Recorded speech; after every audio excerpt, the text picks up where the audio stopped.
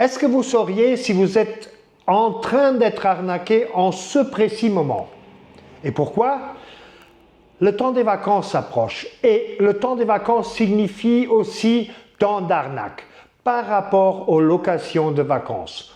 Pas seulement au Portugal, dans le monde entier. Donc il faut bien suivre cette vidéo pour savoir comment elle travaille. Mais il n'y a pas que l'arnaque par rapport aux locations de vacances, il y a aussi l'arnaque par rapport à la location en général, ainsi que dans les transactions immobilières, que ce soit de l'achat ou de la vente. Ça aussi, on va en parler. Restez en ligne parce que c'est très important.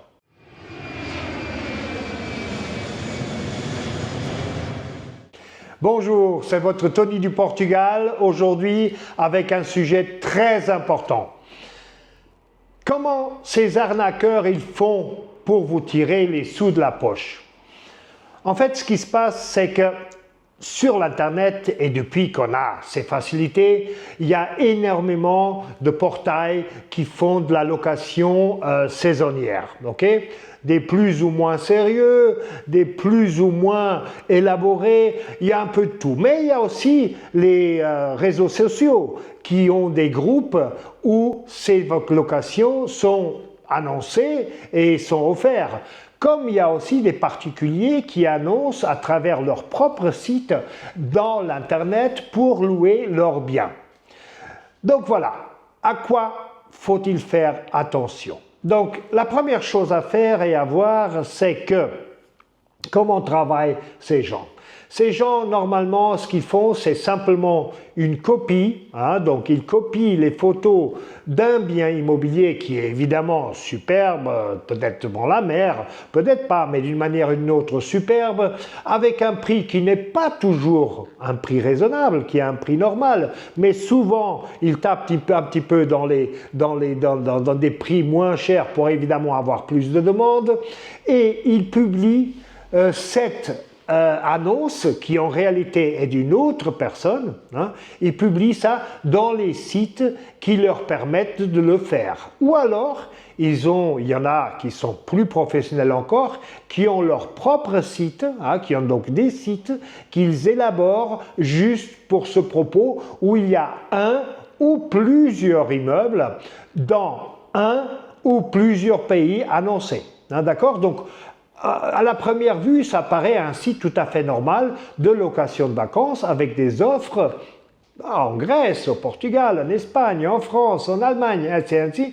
Mais en réalité, c'est de l'arnaque. Donc, première chose à faire et où il faut faire attention. D'une manière générale, toutes les locations de vacances, et c'est là, et c'est de ça qu'il s'agit, exigent une avance, appelons ça une caution. Une caution, ce n'est pas vraiment le bon mot parce que la caution, vous êtes obligé de la verser quand vous êtes sur place, une caution de garantie si vous cassez quelque chose. Donc c'est une espèce d'avance que normalement est autour de 20-30%, même en certains cas pouvant être plus, et il y en a aussi qui demandent tout de suite la totalité. Bon, d'une manière générale, ça se comprend parce que si vous étiez locataire, vous vouliez aussi avoir une garantie que votre bien est vraiment réservé. Donc, si quelqu'un vous contacte, moi je veux avoir ça la première semaine d'août, la première semaine de juillet, ça n'a aucune importance, ou pour 2 semaines, je vous demanderai aussi, comme vous me demanderiez à moi, une avance pour la réserve. Voilà, c'est très bien. Mais c'est là où est le danger. C'est justement cette avance-là que les arnaqueurs veulent. Et pas seulement d'un, pas seulement de toi, mais de toi et encore beaucoup d'autres. Donc, en fait, la chose démarre que vous regardez ce bien, peu importe si vous l'avez trouvé sur les réseaux ou si vous l'avez trouvé dans une page ou si vous l'avez trouvé dans un portail, vous contactez la personne et la personne vous dit « Ok, il n'y a aucun problème, le bien est vide pendant cette période, donc voici nos conditions. » Et il vous envoie quelque chose normalement de très professionnel en vous exigeant parfois même la copie de votre carte d'identité, pas toujours, mais ça peut arriver, pour remplir le formulaire qu'ils sont obligés de faire par rapport au tourisme. Et Ils vous disent aussi les conditions de paiement, qui normalement sont 30% et le reste après en payant une fois arrivé sur place. D'accord? Donc, si vous, à partir de ce moment, si vous dites « Ok, d'accord, je veux réserver », il vous envoie un compte bancaire ou un autre moyen de paiement pour que vous puissiez transférer les 30%, les 40%, les 20%, les 50%, peu importe. D'accord? Et normalement, ils vous fournissent aussi un email, un numéro de téléphone, normalement un portable. Et dans la plupart des cas, vous êtes même capable de les contacter pendant un certain temps. Parce que le plus on approche après la saison de location, qu'on peut dire grosso modo entre 15 juin et 15 septembre, le plus vous approchez, certainement que vous allez constater que d'un jour à l'autre, le site, qui est un site particulier, disparaît, que l'email revient, que le téléphone ne fonctionne plus, donc plus de possibilité de contacter. Et vous avez perdu vos sous. Parce qu'en fait, la police, même si vous portez plainte, difficilement sera capable de détecter qui est-ce qui est derrière ça. Parce que souvent, en fait, même souvent, ces arnaqueurs, ces criminels sont même pas dans votre pays ou dans le pays dans lequel ils annoncent le bien. Ils peuvent annoncer des biens en prenant le Portugal, puisque je suis ici au Portugal, et ils peuvent vivre dans un pays en Asie, en Amérique latine, en Afrique, en France, en Europe, mais dans un autre pays. Donc c'est peu probable d'ailleurs qu'ils habitent en Europe. Mais bon, d'une manière ou d'une autre, vous, la police, difficilement aura la possibilité de leur mettre la main.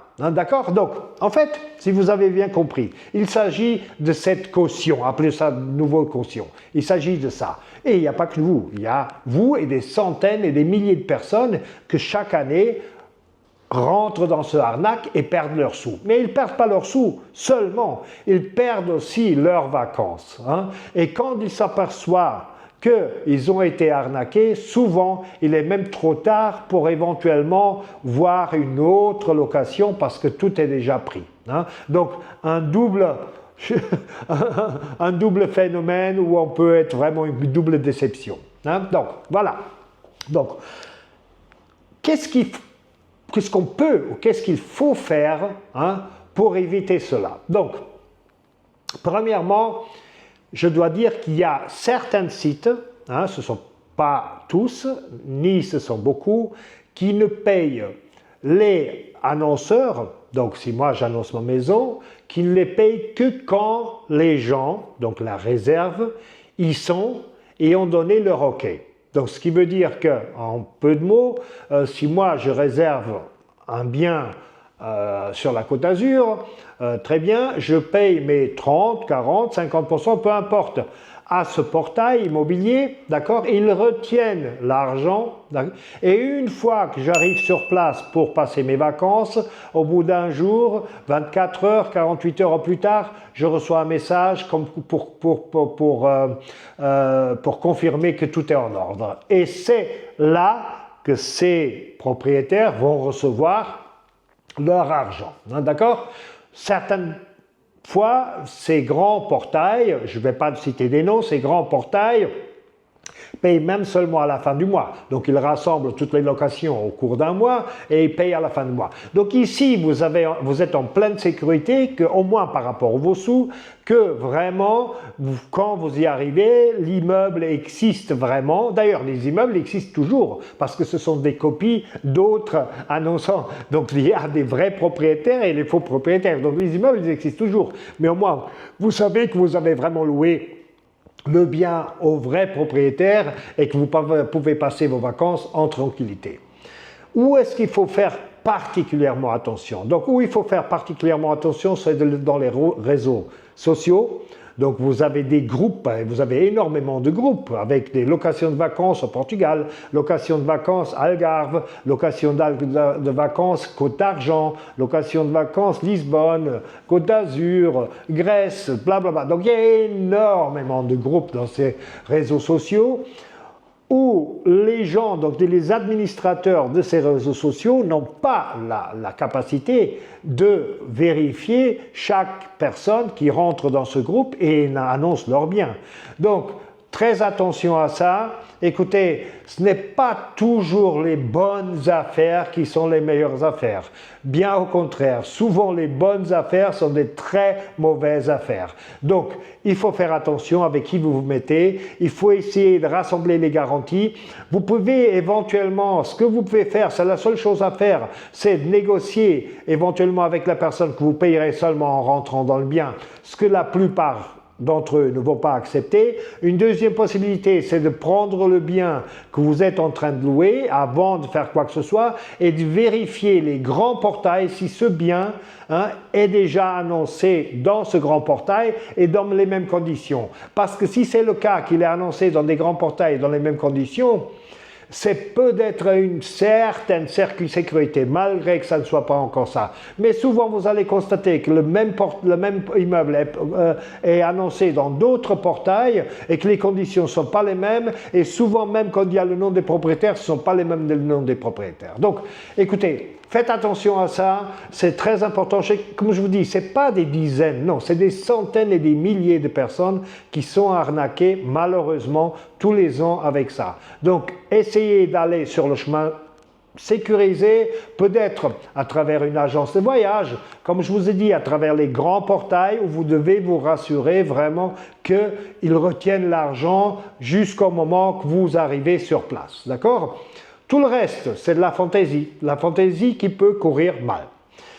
Maintenant, je vous ai parlé au départ d'une autre situation, c'est les loyers. Donc les loyers de longue duration. Et comment c'est possible dans ce cas? Et là, je vais vous donner un exemple qui est arrivé dans la crise de 2008. Ici au Portugal, mais j'ai aussi entendu qu'il y a eu d'autres cas dans d'autres pays. Donc, qu'est-ce qui s'est passé? Une agence immobilière qui était pleinement licenciée, avec toutes les assurances, machin, est tombée dans des problèmes financiers. Est tombée dans les problèmes financiers et, comme toutes les agences immobilières, il y a certains propriétaires qui leur ont donné leurs biens immobiliers en vente, et leur ont laissé, après avoir signé tous les mandats à l'essieu, les clés de ce bien, simplement parce qu'ils habitaient ailleurs et ils ne pouvaient pas toujours venir, etc., etc. Bon. Ou alors ils habitaient à l'étranger. Bon, très bien. Donc il y avait cette agence immobilière qui était tenue par une dame, et la dame apparemment avait des problèmes financiers. On a su ça, évidemment, après tout le malheur. Donc, comme elle est tombée dans ce, elle est venue à l'idée de faire de la location avec des maisons qui en réalité n'étaient jamais en location mais en vente. Donc qu'est-ce qu'elle a fait? Elle a mis des annonces dans la net. Il est évident qu'il y a tout de suite des dizaines et des centaines de personnes qui sont apparues pour voir ces locations. Elle leur a montré l'immeuble puisqu'elle avait les clés. Elle leur a annoncé un prix et les conditions de la location. Donc normalement, le mois courant plus 2 autres mois, donc en tout et pour tout 3 mois. Imaginons qu'on parle d'un loyer de 600 €, donc on parle de 1800 €. Et les gens, évidemment, en voyant le bien et voyant que vraiment le prix était bon par rapport à ces biens, évidemment, disaient tout de suite, oui, on veut réserver. Ben, écoutez, si vous voulez réserver, il faut passer un chèque ou il faut me donner 1800 € pour la réserve. La réalité, ce bien n'était jamais en location, c'était un bien qui était dans cette agence pour être vendu, pas pour être loué. Donc cette jeune femme a fait ça des dizaines et des dizaines de fois pendant 2 mois. C'était assez facile parce que la demande pour avoir une location est très grande, et l'est toujours. Et donc, elle a encaissé de plein de gens, souvent même par rapport au même appartement, à la même maison, mais elle en avait plusieurs clés. Donc, elle a encaissé pas mal de sous pendant 1-2 mois. Donc, elle a toujours dit à ceux qui voulaient occuper l'appartement qu'il faudra attendre 2 mois ou 3 mois pour avoir un temps assez grand pour collecter des sous. Donc, elle a fait ça pendant 2-3 mois. Elle a rassemblé tous ses sous et parti à l'étranger. Vous voyez, ça c'est un moyen où ça peut vous arriver aussi. Mais en revenant à location de vacances, on a aussi cette deuxième possibilité de faire exactement la même chose pour la location de longue durée. Donc en fait, vous voyez une annonce dans un site, vous contactez et on vous dit oui, bien sûr, c'est bien disponible. Et là, si vous êtes à l'étranger et vous ne pouvez pas visiter, vous allez demander plus de photos. Il va peut-être vous envoyer plus de photos, mais il va vous dire écoutez, il y a déjà 10 personnes intéressées dans l'appartement, donc il faut agir vite, parce que sinon, écoutez, au Portugal ou ailleurs, pour avoir un appartement, c'est pratiquement impossible. Et vous allez transférer parce que vous allez avoir peur de perdre cet appartement ou cette maison. Et encore une fois, les sous sont partis. Donc il y a ces deux possibilités, vous voyez. Il y a la possibilité donc d'avoir une situation similaire à celle des locations de vacances. Et vous avez aussi la deuxième possibilité, c'est que quelqu'un vous montre un bien immobilier qui réellement n'est pas alloué. Donc qu'est-ce qu'il faut faire ? Ce qu'il faut faire, c'est simple, il ne faut pas payer. Il ne faut pas payer avant qu'un avocat. Et c'est à cause de ça que dans mes vidéos que j'ai, vous avez vu mes vidéos, je pense qu'ici en haut, ici, ça s'affiche sur l'immobilier, je vous conseille toujours de prendre un avocat dans toute transaction au Portugal et probablement aussi ailleurs. Donc, un avocat, faut qu'il vérifie le bien, l'immeuble et tout ça avant que vous payiez quoi que ce soit ou avant que vous signiez un contrat et payiez. Mais en fait, ce n'est pas à cause de la signature du contrat, c'est surtout à cause du paiement parce que les arnaqueurs, les contrats, ils s'en fichent. C'est ça, seulement un proforma pour avoir les sous les plus rapidement possible. Donc voilà, un avocat, c'est la meilleure façon de faire ce genre de transaction. Il est évident que ces situations que je viens de vous nommer s'appliquent aussi à l'achat et à la vente. Mais avant de rentrer dans l'achat et la vente, je vais vous donner un autre exemple. Et cet autre exemple concerne plutôt les propriétaires des biens immobiliers. Okay ? J'avais en Algarve, quand j'avais encore mon agence en Algarve, maintenant je ne l'ai plus, maintenant je suis seulement sur la Côte d'Argent, et la région ici autour, donc dans un radius de 100 km. Donc à l'époque, quand j'avais encore l'agence en Algarve, j'étais sur Fuseta, donc entre Tavira et Oilo. Un monsieur anglais nous a donné une maison de luxe, on peut vraiment dire de luxe, en location. Donc il ne voulait pas faire de la location de vacances, il voulait faire de la location de longue durée. Hein. Et il nous a donné ce bien en location, nous l'avons annoncé.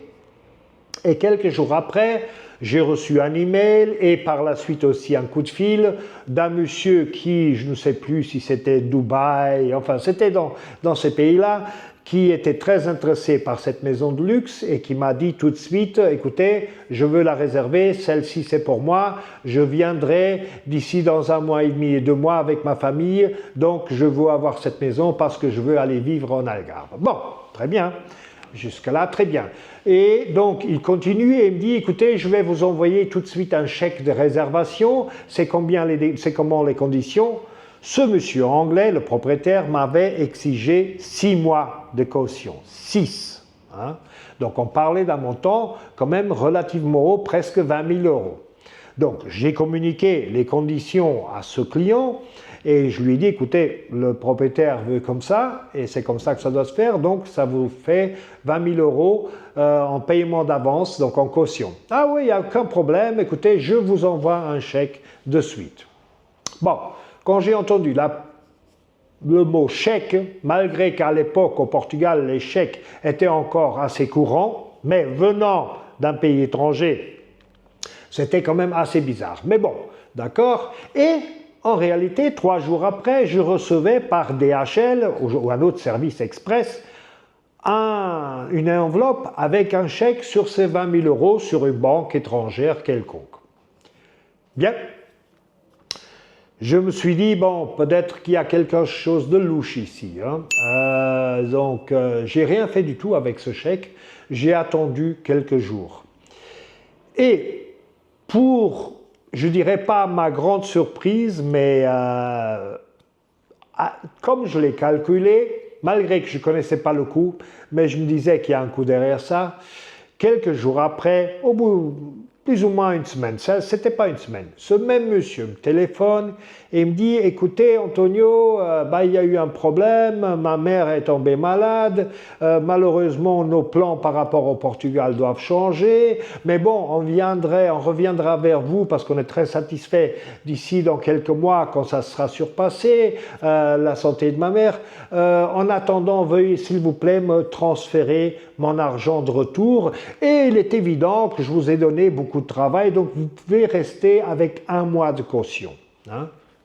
Évidemment, c'était un petit peu la cerise avec laquelle il voulait.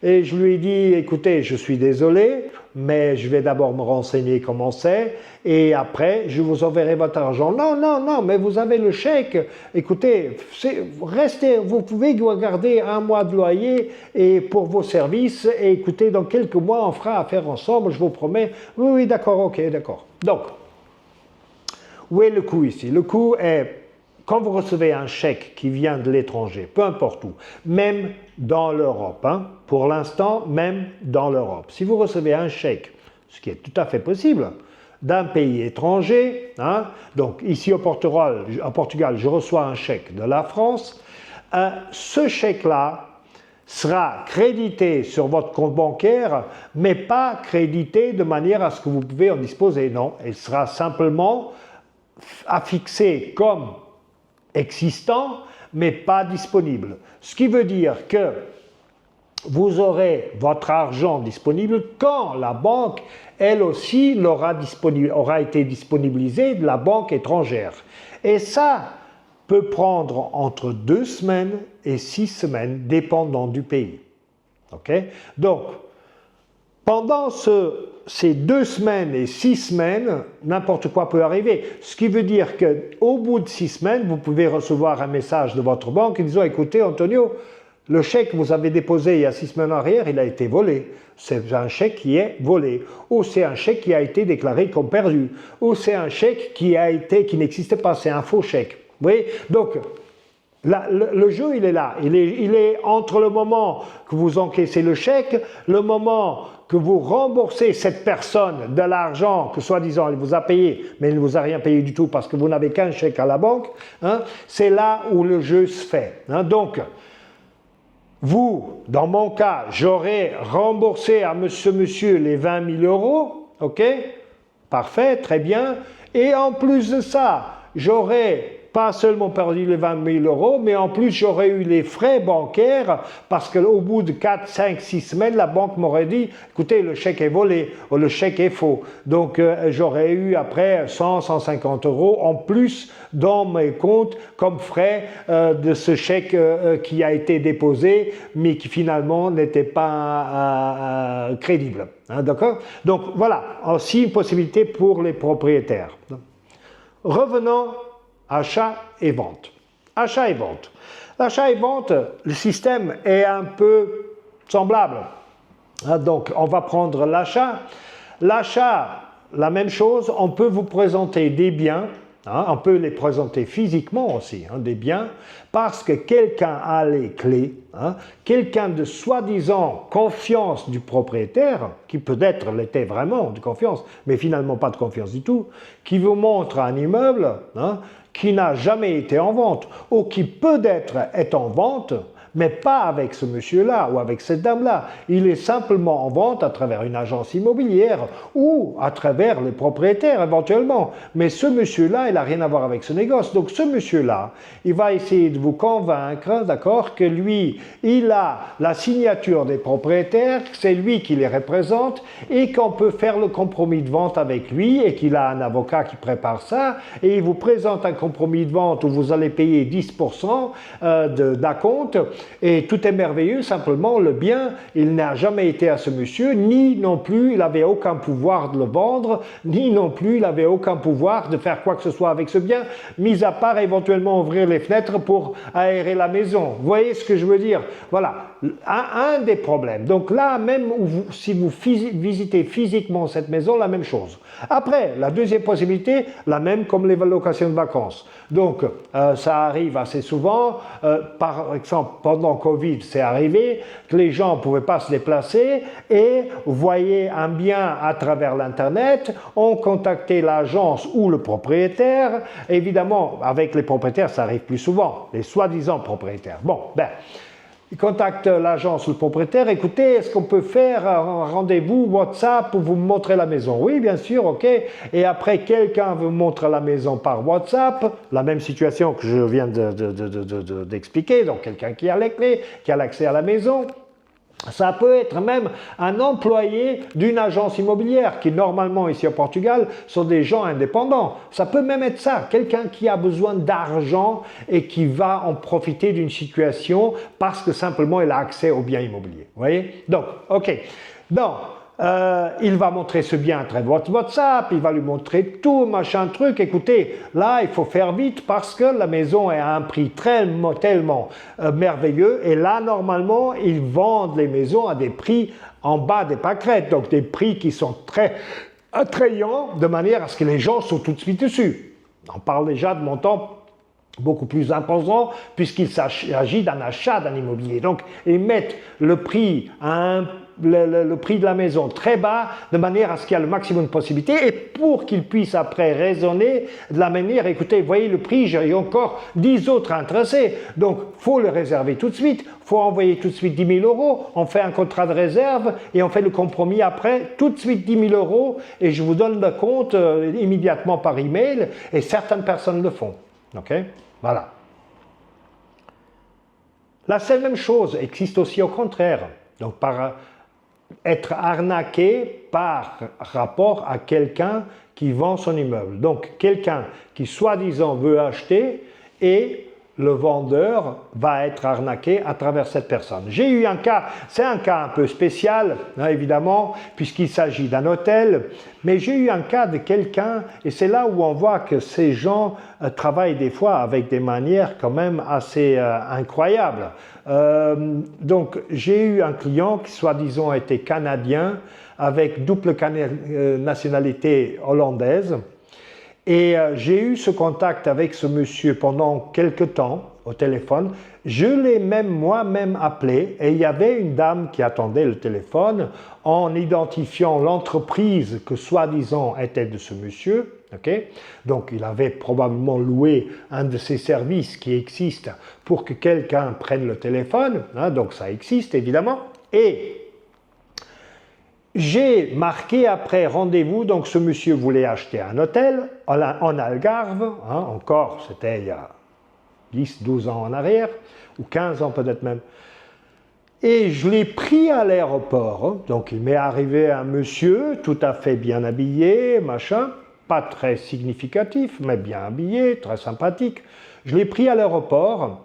Je l'ai amené dans un hôtel où il allait passer la nuit et après on a commencé à voir 6 ou 7 hôtels au long de l'Algarve. Donc moi, excusez-moi l'expression comme un con, hein, j'ai pris ce monsieur à Faro à l'aéroport et après avoir déposé ses valises à l'hôtel, je suis parti sur Villanova sur Tavira, je crois que c'était le premier hôtel, c'était à Tavira, et j'ai fait toute la côte algarvienne pour terminer à Sagres, voir le dernier hôtel à Sagres.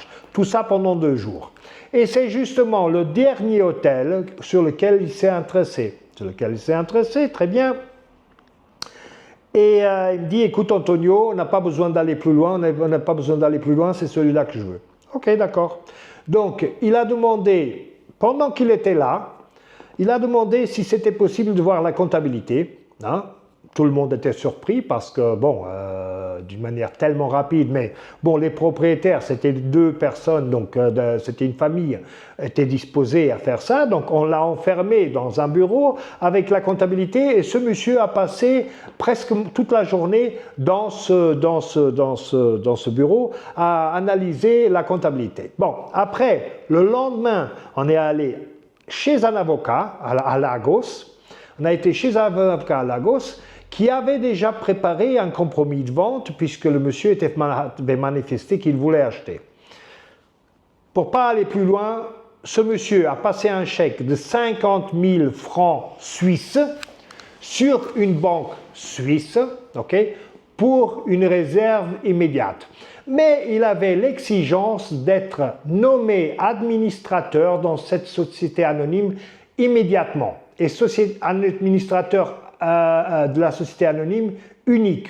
Ce que l'avocat a refusé, il a dit, écoutez, la seule chose qu'on peut faire, c'est de vous mettre comme administrateur, mais vous ne serez pas unique, il est évident que la famille continuera et ils auront les parts les plus grandes.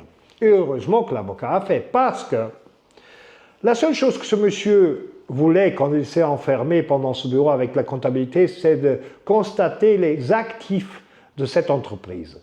Et il a vu que sur une de ses comptes en banque, il y avait encore une somme supérieure à 100 000 euros. Hein. Et au bout d'une semaine qu'il était reparti, donc moi comme un con, hein, je l'ai ramené encore à Faro à l'aéroport, tout heureux que j'avais fait un bon négoce, un grand négoce, bon. Et donc, une semaine après, il envoie un email à l'avocat en disant que comme administrateur et pour des motifs financiers et en permettant la transaction générale, il voulait que d'immédiat lui soit transférée la somme de 100 000 euros et il explique ça d'une forme très jolie, machin truc, donc quelqu'un de très professionnel. Heureusement que l'avocat avait mis la clause qu'il ne pouvait pas être administrateur unique. Donc évidemment, il était évident qu'on a refusé le paiement et il est évident aussi que ce négoce ne s'est pas fait. Comme il est évident aussi qu'au bout de 3 semaines, le chèque est revenu comme volé. Hein, donc au point où ça peut aller. Donc maintenant, vous imaginez ce qui est possible. Maintenant, la même chose existe par rapport aussi aux maisons. Ah là, je parle d'un hôtel, mais avec les maisons, c'est tout à fait possible. Mais comment vous pouvez vous protéger de tout ça? Mais écoutez, la meilleure protection, c'est vraiment, écoutez, c'est pas parce que je suis ou parce que j'ai une agence immobilière, la meilleure protection, malgré tout, c'est encore une agence immobilière. Pourquoi? Parce que premièrement, quand vous mettez votre bien en vente, vous n'allez pas être abordé par ces arnaqueurs, et croyez-moi, il y en a beaucoup, et ils ne recherchent que ça. D'ailleurs, je reçois beaucoup d'appels, entre-temps, où la première chose qu'on me demande, est-ce que vous êtes le propriétaire de l'agence immobilière? Je dis non, on est l'agence immobilière, et on raccroche. Et ça, évidemment, dans toute langue, en français, en anglais, en allemand, enfin bon, ils n'ont pas de langue. Apparemment, ces gens sont multinationaux, c'est incroyable d'ailleurs, hein, c'est incroyable. Si ces gens-là faisaient quelque chose de bien dans leur vie, ils auraient certainement beaucoup de succès.